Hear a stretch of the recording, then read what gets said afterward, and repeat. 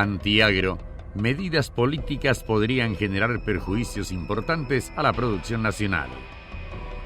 El sector agropecuario se encuentra en expectativas ante las medidas políticas que son adoptadas en nuestro país, ya que muchas de ellas pueden terminar generando importantes perjuicios a las inversiones realizadas.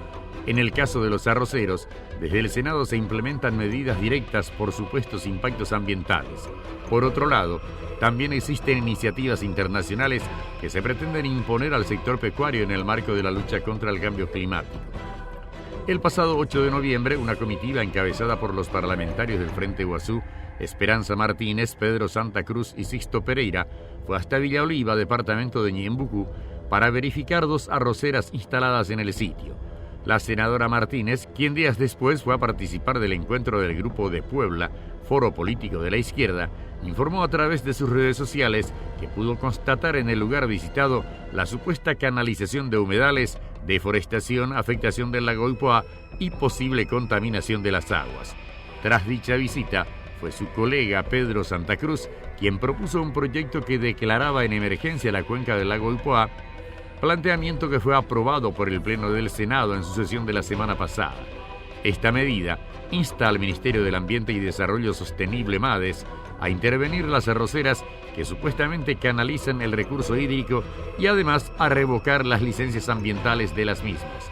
El proyecto en cuestión refiere que esta producción desenfrenada, salvaje y destructiva va drenando todos los humedales de la zona, secando los arroyos de la cuenca y creando un grave problema hídrico que afecta a la propia existencia del ecosistema del lago. La aprobación de esta declaración se realizó de manera meteórica, sin convocar primero al MADES, como así tampoco a los productores para escuchar su versión, y luego, tras oír ambas campanas, adoptar una postura en consecuencia. Ignacio Heiseque, vicepresidente de la Cámara Paraguaya de Arroz Caparrós, indicó que ambas empresas cuentan con todos los permisos del MADES para realizar la actividad, por lo que calificó la declaración como un sinsentido y resaltó que los senadores del Frente Guazú se atribuyeron un rol del MADES para desinformar irresponsablemente con el aparente fin de atacar a las empresas productoras en esta etapa proselitista y pretender instalar la industria de la miseria. Como medida de respuesta, el gremio arrocero enviará una nota a la presidencia de la Cámara Alta en la que sentará una postura ante lo ocurrido. Por su parte, Ike Arrellaga, expresidente de la Federación de Productores de Arroz del Paraguay, FEPARROS, aseguró que los congresistas tienen un desconocimiento de la situación del rubro, como por ejemplo de las leyes vigentes y las obligaciones que cumple, ya que necesariamente las empresas deben contar con la declaración de impacto ambiental y las licencias expedidas por el MADES para poder operar. El arrocero aseguró que preocupa este tipo de actuaciones parlamentarias porque únicamente demuestran que están en contra de la producción nacional. Situación de la ganadería y la presión externa. En la actualidad existe mucha presión sobre Paraguay referente a su hato ganadero. En ese sentido, se desarrolla la Conferencia de las Naciones Unidas sobre el Cambio Climático, más conocida como COP27, que se celebra en el Sharm el-Sheikh, en Egipto, del 6 al 18 de noviembre.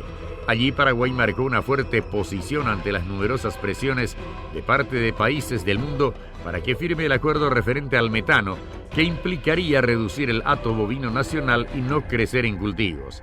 El ministro de Agricultura y Ganadería, Santiago Bertoni, señaló que países como Estados Unidos e Inglaterra abogan por la reducción de la producción de carne vacuna a raíz de la incidencia en la generación de gas metano, perniciosa para el clima global.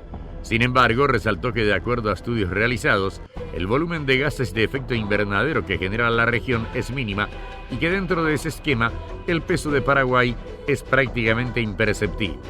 Bertoni argumentó además que si Paraguay redujera su hato ganadero de 14 millones de cabezas de ganado a 10 millones, esto implicaría un golpe económico importante al sector y a la economía nacional. De acuerdo con Héctor Cristaldo, titular de la Unión de Gremios de la Producción UGP, Paraguay tiene un potencial de crecer a 25 millones de cabezas, por lo que firmar el acuerdo representaría un retroceso.